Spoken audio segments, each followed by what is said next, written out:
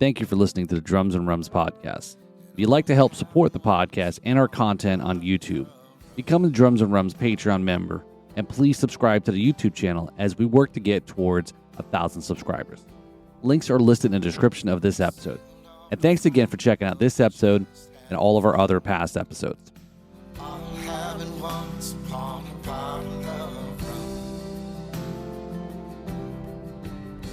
Hey, what's up, y'all? It's Nia taking over the Drums and Rums podcast where the backbeats meets the spirits. I'm taking over for International Women's Month in March, and I'm so happy to invite Raven Lynette. She's our guest for today. Yay! Thank you so much, Raven. I'm so excited to officially meet you. We've only interacted through social media, but thank you so much for being here and taking time out of your very busy schedule.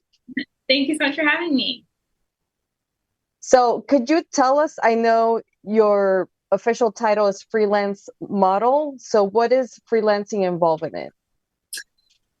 So a lot of people, when you think of modeling, you think of like fashion, commercial, all that, usually with an agent.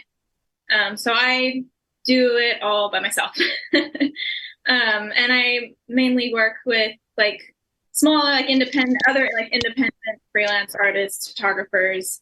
I actually started with modeling for art classes at school, colleges, and things like that. And I've been doing this for going on 13 years, 12, 11, I don't know, a long time. That's incredible. But yeah, I book all my own work, do all my own networking, advertising. That's probably the biggest portion of it is just networking and advertising. Yeah. And I do notice that you go it feels like you're going on tour to model in these very different, beautiful locations. Have you found difficulties connecting with photographers? Actually, I get more work with photographers when I travel. So in the freelance model world, there's this thing they call it the local model curse, because it's really hard to get hired for work in your wherever you're based. I think It's kind of they assume, well, she's always here, she'll always be here, we can work anytime, so there's no urgency to work with this person. Whereas if I travel, it's I'm only here for a limited time, and so more people are willing to hire me for that specific time. That's awesome. Yeah. And what difficulties have you found besides what seems obvious, traveling, booking, all of that? It's a lot. It's a lot to think about. It's a lot of a puzzle you kind of have to solve, because I have to worry about the plane, when is the best time to fly, and then booking hotels, and then am I going to work enough to make that cost back plus profit to live? Yeah. So yeah, there's a lot of that involved, and just hoping that they don't photographers don't cancel once they get there. Right. Exactly. Yeah. It was actually one of my last trips to Florida, I think 80% canceled. That's terrible. Why? It was mainly weather. It was tropical storms. So, okay. And, when I go there, it's usually to shoot outdoors, underwater, beach, or all that. But even then, just driving to a studio, no one wants to drive in a tropical storm. So I don't blame I didn't blame them for that. But I don't do quite as much traveling as before the pandemic. It's just been kind of harder to get back into. I noticed more cancellations now. I think people we all got comfortable just staying at home. I think. Yeah. I've definitely noticed more cancellations that way. So the majority of my work now is just shooting my own content. Okay. Yeah. Do you want to talk about what you've been doing on the side? Yeah. So I do OnlyFans and Patreon. I actually started with Patreon 7 years ago. I can't keep track of time anymore. So yeah, I started with Patreon. And then 2020, like so I did have like a regular day job. Modeling was always kind of like The side a passion side, project, yeah. And like like, us. yeah, like I could have done it full time. Like it was always like one of the things, like I think a lot of artists kind of feel this way. It's like, well, I'll do art on the side, but I'm never gonna like make a full-time living like with Because it. it's hard, I imagine. It must be very, very hard. Yeah. So modeling was kind of just a side gig for a long time. And then in 2020, I got laid off the normal job, so it became the full-time gig, and that's when I started OnlyFans. And That's awesome. I really loved it. It's much more user-friendly than Patreon, and I like having like control over like what I put out there and my own schedule, and not have to worry about someone canceling on me. Exactly, because everything is on you.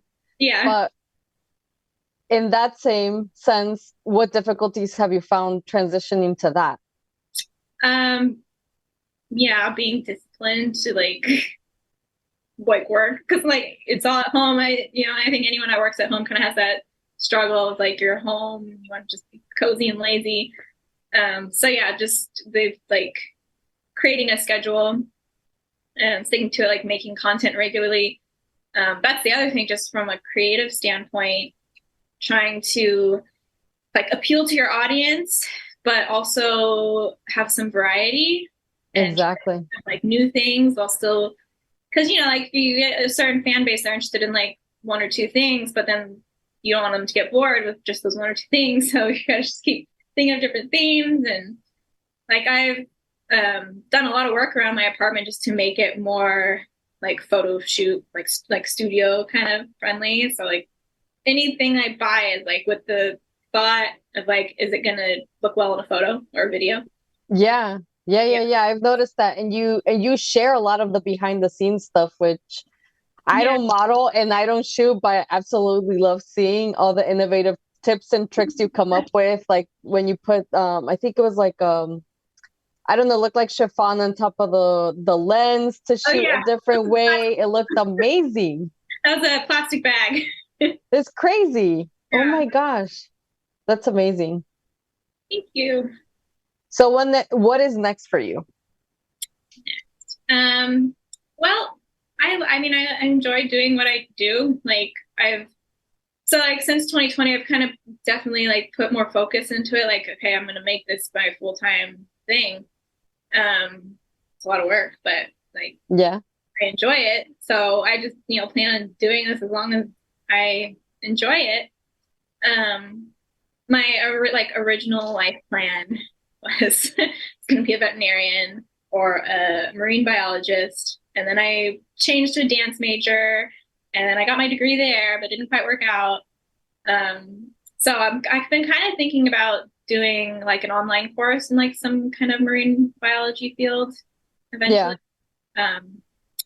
But like I need to make a living, so like kind of all my focus has just been doing this. But Yeah, until you have some consistent yeah. nice little chunk of change. Well, we'll put all your information down below, so definitely check her out. She has a lot of variety, which everybody is gonna love, I'm sure. Yeah. But talking about marine biology, I want to talk a little about how you and I met through social media. You're also a huge shark advocate like myself. We were very involved in kind of like, I'd say, highlighting the horror of the fishing tournament we had down here in Florida. So how did you get into loving sharks? I've always loved that. I mean, I'm a crazy animal lover and ocean lover, and just have always been fascinated by sharks. When I was really little, like I really wanted to swim with them. Like, Yeah. and back then when I was really little, it was more like, yeah, that's like a crazy, scary thing to do. I want to do it because it's cool. But then like, as I learned more about them and everything, and learned like how like endangered they're becoming and how threatened they are, then my focus became more like, okay, I want to raise awareness that they're not these, man-eating, mindless killing machines, monsters, and like they are like important. They're important, and they need our protection. So when I started my Patreon, this is back when it was still just like the side gig, so on Patreon, you can kind of like, you can have a goal, sort of like a fundraising goal. So like Yeah. first goal, there's a fox like sanctuary here. So my first goal was like, if I raise this much money, I'm going to donate it all to them and then do a photo shoot with foxes. Oh, that's amazing. I did that. It was super cool. And then so my next one was like, okay, I'm going to do it with sharks, which I knew was going to be a much bigger project just for like, hiring out everyone, like the team that would be needed to bring it to life. So that was in 2019. I met Michael Dornelis. You know him? Heard of him? I don't think so. Sadly, no longer with us, but yeah, I met him through Instagram. And his work was just breathtaking. Like it was like exactly what I wanted to portray was his videos. You see a lot of like shark videos with like just like crazy music and like, it's all like It's most likely him. No, and his was like the opposite. Like very relaxing, just beautiful, like really just highlighted their, like serene beauty and showed them as like calm and not crazy monsters. And just really beautiful, beautiful videographer. He worked with like Shark Week and National Geographic and all this stuff. Oh my gosh. So that was like a dream come true for you as a model. Yeah. So I met him on Instagram and just like told him what I wanted to do. And he was really hesitant at first. I just kept, bugging him. Yeah. Got him to say yes. Because at that point, like I had never swam with sharks before. Yeah. Big ones. Like we have little leopard sharks here in San Diego. But they're they're tiny. Yeah. So he was like hesitant about that. But like I had a lot of underwater experience. So I had already been, modeling underwater. That's one of my favorite things to do. And so I like told him what I wanted to do, and I was raising money for Shark Angels. They do a lot of like public outreach at like schools and stuff, which I thought was really important because like they're amazing. They're amazing. Next generation already has their minds made up. I feel like if we focus on the kids, the next generation, like, absolutely make more of a change. Yeah. So that's how I got into sharks. I guess. I mean, I was always already into them, but it took a few tries with weather and scheduling and everything, but like we finally made it happen. Do you know Silent Hunter, PTY, Mike Bolton? I think so. His name sounds familiar. He's from Panama. So I didn't even know he was like, I had followed his work for a while too, and I got there and he was there. He was my safety diver. It's like, oh, that's amazing. Cool, yeah. I met like the coolest people. So did you convince any other models to do this with you, or it was just you and it's just me? Yeah.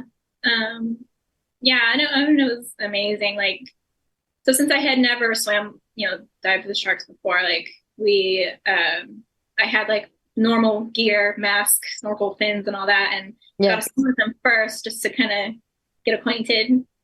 Of course. Yeah, just like that first, like going in the water and just like seeing these huge predators just, peacefully cruising on by, like not interested in us at all. At all. It's crazy. Yeah, it was amazing. It's so peaceful. Yeah, and then after that, I did had a dress that I made and weights and all that. And then I was essentially just like blind and weighted down, and I just had to rely on him and other Mike to, pull me around if the sharks got too interested in my dress or whatever. Yeah. Because at the end of the day, what I tell people is, because I swam for the first time, I think it was in August of last year. Yeah. We swam for the first time with them.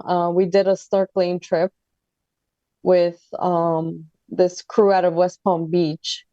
So what I tell people is they're very curious and they don't have hands.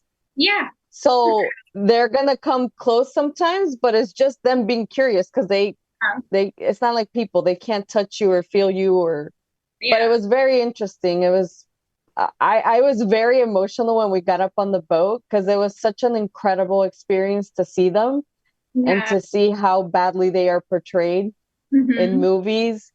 And I try to convince, I don't know how many people to come with us, Yeah. because I was like, you're going to regret it. You're going to regret this experience. It's a bucket list item that you have to do at least once in your life. And I seriously could not convince family members, friends, nobody to come with us, which was Yeah. so sad, because they're missing out. They're missing out on seeing the reality of the animals and the reality of the scarcity and the reality of how many of them have hooks Yeah. Yeah. Hooks and scars and bullet wounds. We saw one with a so sad. Yeah. Yeah. I am. Yeah. I mean, my family, friends were like, "You're crazy. Like, why you do that?" Exactly. So what is some of the craziest things you've heard from people about sharks? I mean, yeah. I mean, they think like they don't. I think because a lot, even some of these people that don't like sharks love the ocean, love going to the beach, and it's like, well, that's their home first. Like, you gotta be comfortable with everything that lives in it. And it's like there's probably been a shark next to you, you didn't even know it. And Exactly. no. um yeah, like yeah, I mean it's all like the stereotypical things, like they're crazy, like mindless monsters, like they're gonna bite you. Yeah. So like the photos I wanted to take, I wanted to show like just like peaceful coexistence, and I think we did that. We got some really beautiful images. That's amazing. So speaking of other underwater photography, I see that you also do a lot of pool stuff, which kind of gives a little bit more sense of comfort for people that are not into ocean photography. Because I personally would be, it would be an adjustment to Yeah. have weights and try to also pose. Yeah. So I love the fact that you also do pool shoots, which makes it more accessible for people. Do you ever plan on potentially, like, when you're doing these traveling sessions, to like invite people that might be interested in doing that and paying for it? Yeah. I actually did one kind of like a test run, because there's quite a few models, photographers that do like workshops and stuff. Yeah. Just, like planning those big events is like not my strong suit, but I Yeah. kind of did a test run just with my like dancer friends, because like dancing translates really well into posing. So I did like a little like discount, like super discounted session, basically just helping pay for the pool. So because like you can rent pools. There's this thing called Swimply, like Airbnb for pools. Yeah, I heard about that. I was like, that's crazy. Whoever came up with that is a genius. Yeah, so I rented a pool and I did like a little dry land, some like breathing exercises, free diving stuff. And then we did like little 20-minute sessions, photo and video. And it went really well. So I really do like, I would love to do that, like traveling and offer it. That would be amazing. Well, if you're ever here in Florida, count me in. I would love it. Love it. Love Yeah, it. I have to do that. So what do you find that's more difficult when you're bringing on other people? Like during that workshop, what were some difficulties you found with people? Because I know you're probably going to tailor not to a specific kind of woman. You're going to tailor pretty open, right? So Yeah. what difficulties did you find during that workshop? And I'm going to tell you my experience, because I have done photography just for me personally. I've done a lot of like pinup stuff. Mm-hmm. And I did a photo shoot with Ray Varga. I don't know if you're familiar with him. It sounds He does. probably follow him on Instagram. Yeah, he's in California. He does like all the very classic pinup modeling shoots. Yeah.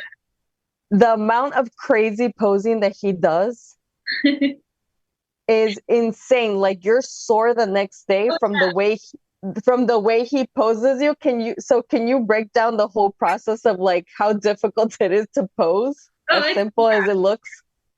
It's like a lot of us kind of equate it to yoga that's bad for you. Because, yeah, you're doing a lot of things that your body doesn't naturally do. Like even a pose that looks relaxed, if you are actually truly relaxed, it's not going to translate well on camera. Like not mentally you should be relaxed, but like physically, like you're using a lot of muscles to pose well. So yeah, on dry land, like posing has a lot of its, challenges. It's very physical. It's not just looking pretty for the camera. Like you're working, you're sweating. Exactly. um, as far as the underwater stuff, it's a whole other whole other ball game. Even in the pool, like I kind of call it underwater modeling. It's like voluntarily drowning, because you can't like hold your breath like and blow bubbles out your nose. Like normally, if you're swimming, you're going to be blowing bubbles out of your nose, Right. up your nose. But when you're posing, if you're doing that, your whole face is going to be covered with bubbles. So you just have to let the water go in, and it's very painful. So trying like working with someone who's never been, done any of that underwater, like it's kind of, you do a lot of like relaxation coaching basically. And I've kind of figured out a way to like stop the water up here from going down my throat, and then I blow it out like a whale. Yeah. After, but trying to like articulate that is really It's hard. It's just kind of something you have to figure out through, experience. Okay. So when you're going down and you're posing, I always wonder that if you're holding in your breath or are you going with your lungs empty? I go with my lungs empty. Because normally posing underwater, you're not, well, if you're wearing clothes, I don't wear a lot of clothes when I'm posing, so I can't. Yeah. So I control my buoyancy with the air in my lungs. So, right. And I'm kind of a very buoyant person. So I have to let out almost all my air. So I let out my air, about half of my air before I even go under. And then I'll let out a little more at a time if I need to get deeper. But yeah, I don't think, like when I did the shoot with the sharks, I wanted to maximize my time underwater because getting me and a shark in the shot at the same time it takes a long time, right? Yeah, so I wanted to maximize the amount of time I could stay under. So that's why I made like a special weight belt so that I could pose with full lungs and stay under longer. But normally, yeah, you let out your air ahead of time. That's amazing. The drowning sensation. Yeah, I get it. Now I know what you mean, drowning sensation. So do you do free dive? Did you prep for that shoot? For that shoot, with the sharks, obviously. I did like a lot of like dry land training, like breath training. Yeah. I got my breath hold almost to 3 minutes before I did that. That's just like dry land though, just laying down. Yeah. Yeah. And then it was actually still pretty good. Yeah. It was actually, I dive like on my own. I've dived, snorkel, but I wasn't like certified free diver yet at that point. When Michael passed away, actually, like that's when I like really committed, like, okay, I'm going to get my certificate. And I did get my AIDA 1 or AIDA 2 certificate in free diving. And what is that? Because I'm not familiar with free diving. I'm a regular diver, but what is that? What does that entail too? Yeah, it's kind of, it's not like scuba, like where you can't scuba unless you have your I wanted to say degree, your certification. Yeah. So like obviously anyone could free dive if they wanted to.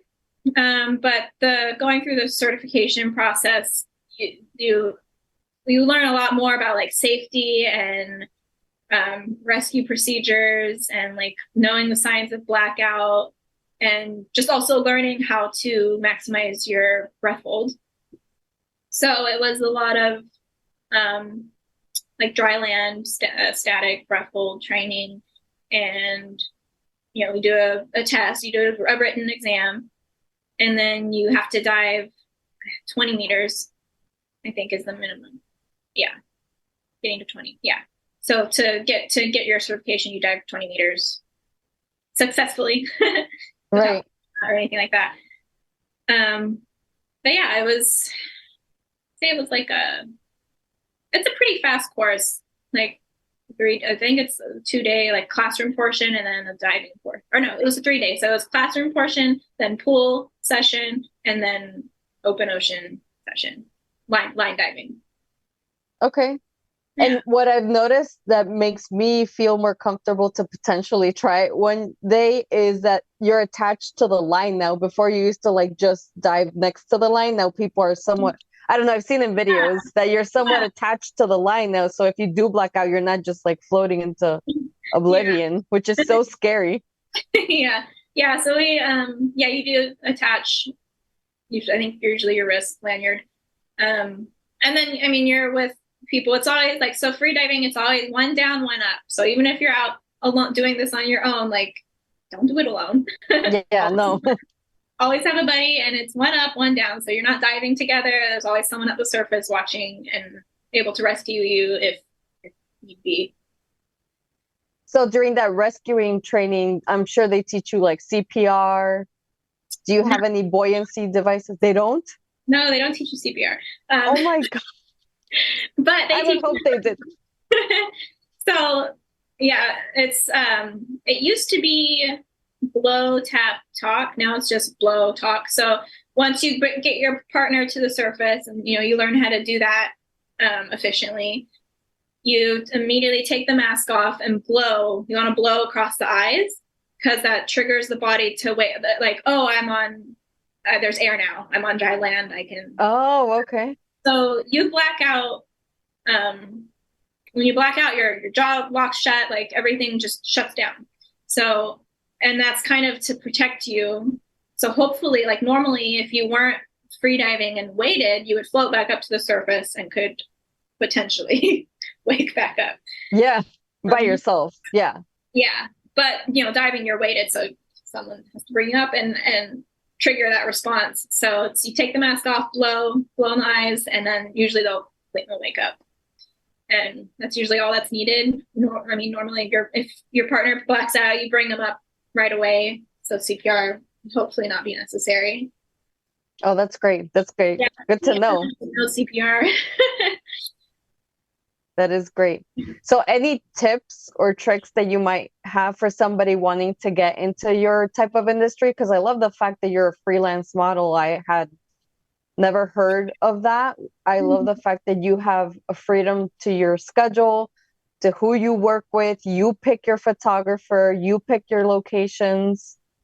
So any tips to get into it? Yeah, I mean, just go for it. Don't overthink. Like I started with art classes. So when I was 18, I just really needed a job.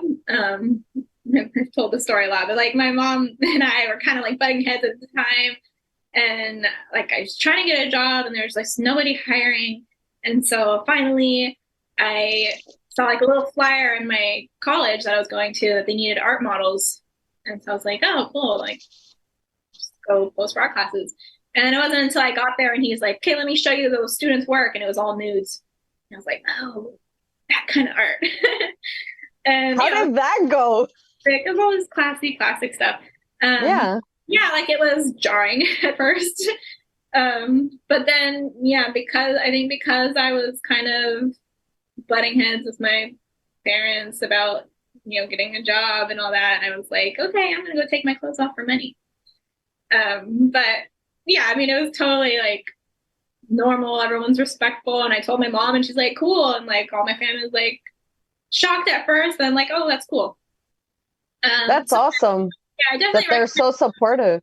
Yeah, definitely recommend like doing art classes. Like you really learn how to pose and learn what works and what doesn't. And obviously being comfortable with your body. Yeah.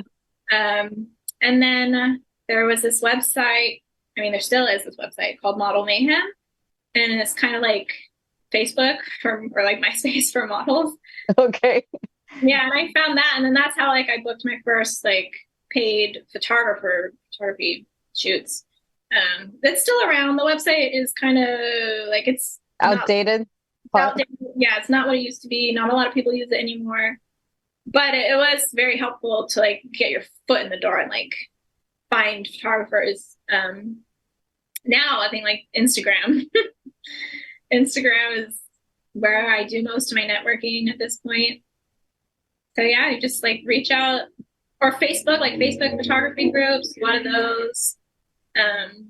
And normally starting out, like if you don't have any experience, like you're gonna want to do what they call TF, so trade for, used to be TFCD back in people use those, or TFP, Okay.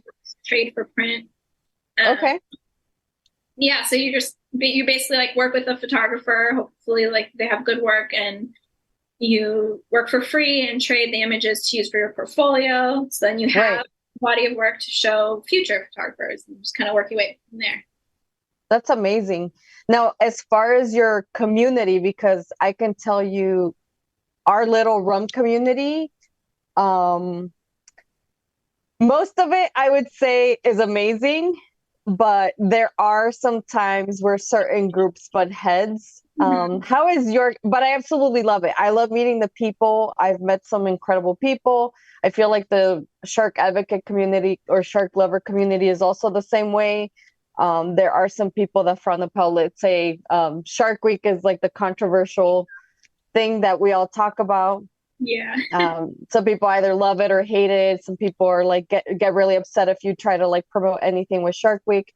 How have you found your community to be? For the most part, like very supportive. We all like, we cross promote each other. We share, like models especially, like we share contacts all the time. Like for anyone to be successful in it, really, like you have to work well together, and you have to trade secrets or trade contacts. Like no one, That's awesome. yeah, there's no like, oh, I'm going to be the only person that works with this person, I'm not going to share. Like everyone kind of shares. Models generally look out for each other, so if there's, you know, a kind of predatory photographer, like we'll all share who that is, so they can't continue getting away with it. But yeah, for the most part, really supportive. As far as like the people who do this professionally, like Yeah. yeah. That's amazing. Now, let's talk about something maybe a little bit controversial, but because I know sometimes women get a little bit off put by women that do your kind of side project, passion project is what I would call it, because it's beautiful content. Would you talk a little bit about that and your experience with non-model women and, I don't know, their perspective of that? Yeah, I think it's definitely changing. I mean, like before, so like my work for most of the last decade has just been like fine art nudes, so like black and white, like just art, straight up art nudes, like something you would see in a museum. Or, you know, I've done like pinup and glamour and like lingerie and like that sort of thing. But like with OnlyFans, obviously it's a little bit more explicit. Yeah. And yeah, there's always been, you know, a lot of shame and stigma and like judgment over sex work.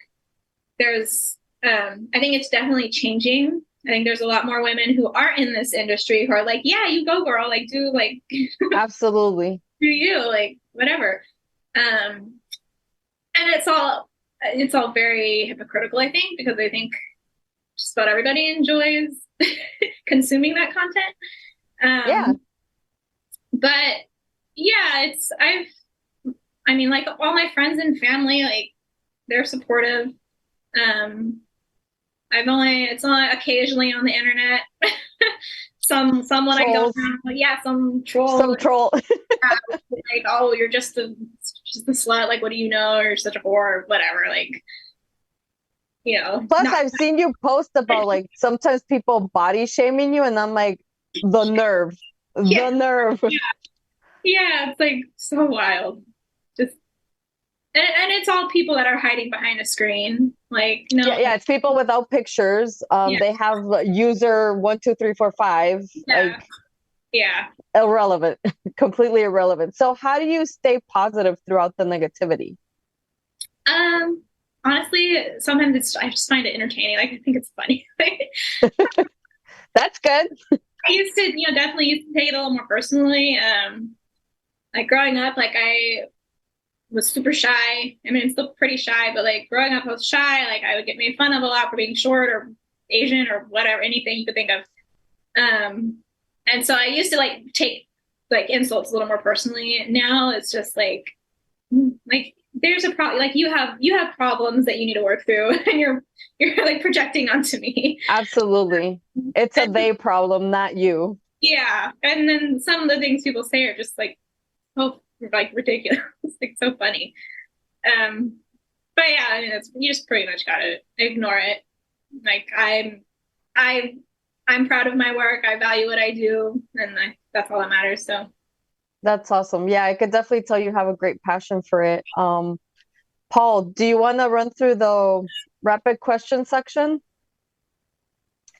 So we're gonna move on to a segment called In 4 Sips or Less.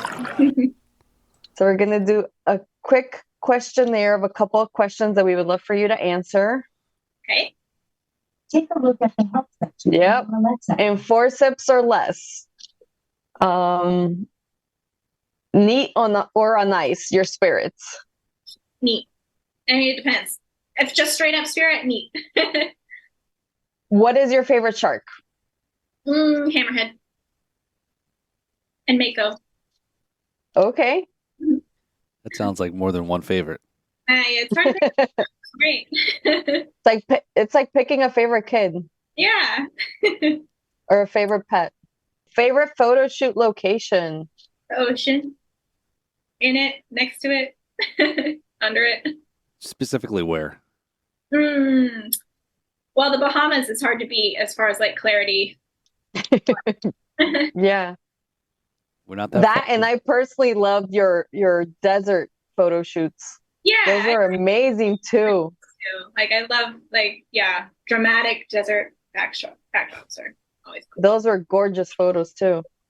Raven, we're not that far from the Bahamas, just saying. I know. Number 4, what empowers you? Doing what I do, being nude, being naked on the internet. Yeah, just being able to create and not be ashamed of my body or my work and all that. All right. That's amazing. So welcome, Yeah. welcome to the LUM. Thanks for going through the rapid fire. So that is the Drums and Rums alums now, as Nee is part of the alum. So that's why we asked for your shirt size there. So we'll get that shirt out there now that you went through that pain of the rapid fire. So yeah, we'll get that out there. It's like your initiation. Yep. Okay, well, unless you have something else you have to add about you want to, share with our viewers, our listeners. I really appreciate your time. You're a true inspiration. I'm so grateful that you decided to be a guest on the podcast this month as another woman that inspires us. Thank you. I'm so happy that you're like doing this. And I feel like not just modeling, but not just sex work modeling, like any of it, just women doing their own thing. And that's actually one thing I meant to mention was just like like a lot of when you ask like judgment from other people, it's like they think we're being objectified, but it's like I'm choosing to do what I do. So and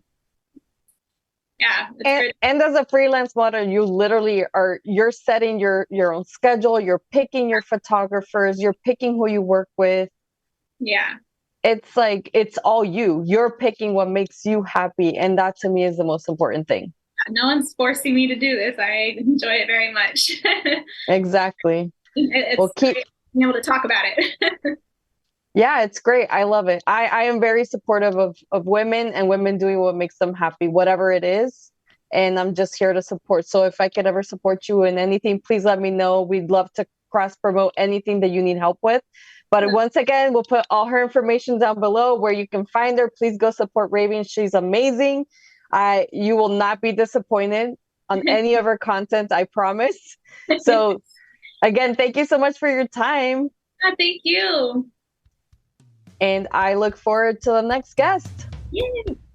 Thank you so much. It's great seeing you guys face to face. Okay, Raven. Thank you so much for your time. Good to meet you.